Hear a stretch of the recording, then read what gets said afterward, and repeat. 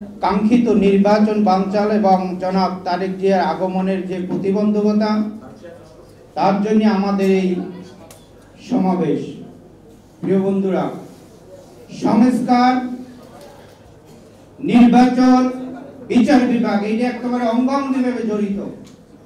এই বিচার বিভাগ এবং সংস্কার বলে নীতিমালা, বিধিমালা আজকে এই অন্তর্বর্তীকালীন সরকার বিভিন্ন উপায়ে এইটাকে নির্বাচনের জন্য আমরা ১.৫ যুগ যেভাবে ফ্যাসিস্ট শেখ হাসিনার বিরুদ্ধে আন্দোলন করেছি, শুধু একটি নির্বাচনের জন্য এবং গণতন্ত্র কিভাবে মুক্তি পাবে, গণতন্ত্র প্রতিষ্ঠানিকভাবে বাংলাদেশের জনগণ উপভোগ করবে, তার জন্য আমরা ১.৫ যুগ এই ফ্যাসিস্ট হাসিনার বিরুদ্ধে আন্দোলন করেছি।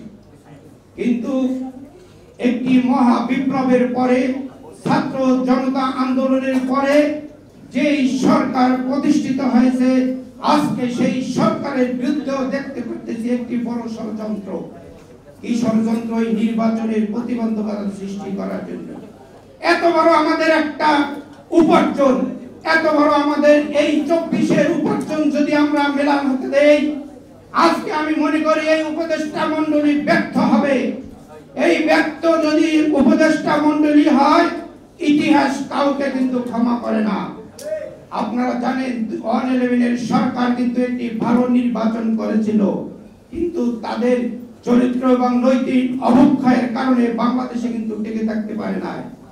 এই ২৪-এর গণ অভ্যুত্থান যদি ব্যর্থ হয়, আমি মনে করি এই ইউনুস সরকার, অন্তর্বর্তীকালীন সরকার, তারাও এই ইতিহাস থেকে মুছে যাবে না।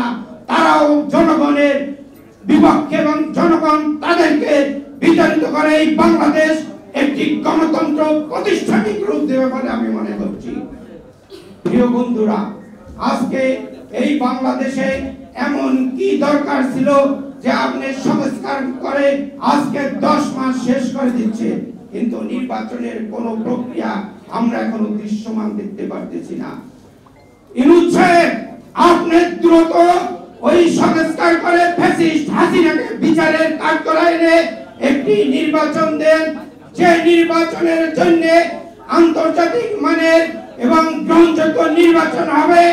আপনি যেভাবে নোবেল পুরস্কার পেয়েছেন শান্তিতে, আগামীতেও যদি বাংলাদেশে থাকতে হয়, গণতন্ত্রের কাছে পরাজিত না হন, তাহলে আপনি একটি নির্বাচন দিয়ে আপনি শপথে চলে যান। আমি মনে করি বাংলাদেশের মানুষ আপনাকে স্মরণ করবে। বাংলাদেশের যে উন্নয়নের দ্বারা পরবর্তী নির্বাচিত সরকার গ্রহণ করবে, সেখানেও আপনার সেই সংযুক্ত থাকবে বলে আমি মনে করছি। আরেকটি কথা বন্ধুরা, তারেক জিয়া আমাদের দেশেরই সন্তান, 3 বারে নির্বাচিত প্রধানমন্ত্রীর সন্তান। অনেকেই বলে গেছে শহীদ প্রেসিডেন্ট জিয়াউর রহমানের সন্তান।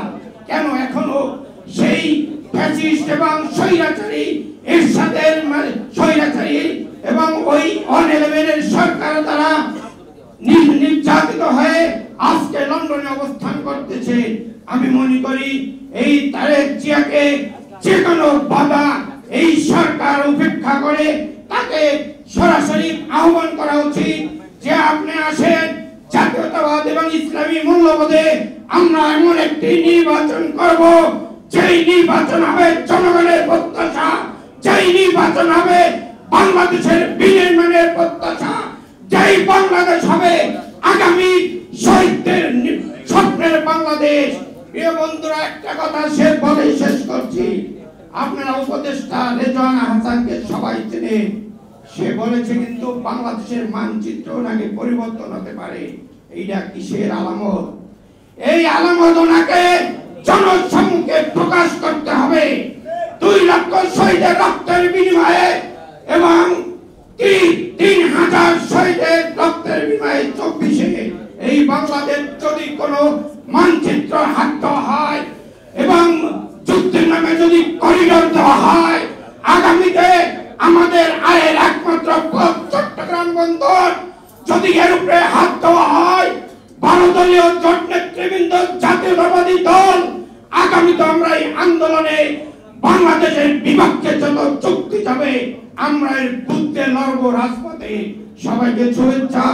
আগামীতে 12 দলের পক্ষ থেকে যে রাজনৈতিক কর্মসূচি আসবে আপনাদেরকে সেই সব কর্মসূচি আহ্বান জানিয়ে শেষ করছি। বাংলাদেশ জিন্দাবাদ, 12 দলীয় জোট জিন্দাবাদ, লেবার পার্টি বাংলাদেশ জিন্দাবাদ।